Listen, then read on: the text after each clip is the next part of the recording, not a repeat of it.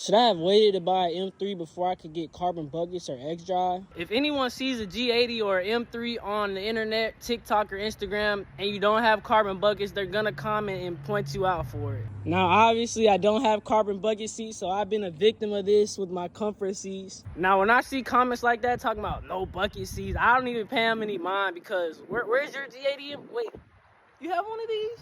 But anyways, people always say, oh, you should have waited. You should have got carbon buckets. Let me show you why I do not want carbon bucket seats. All right, so I'm basically giving y'all a visual representation on how I sit when I drive my car.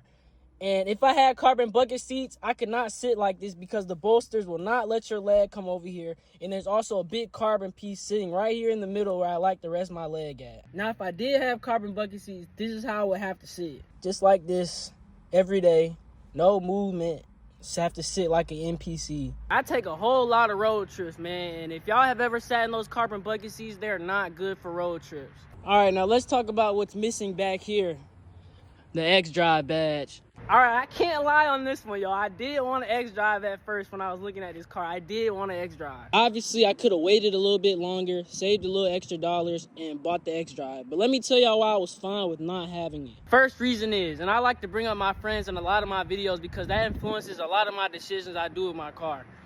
None of my friends' cars have all-wheel drive. I would have been the only all-wheel drive out of the whole friend group. I would have just been leaving them at the light every time. Like, that's really no fun to me.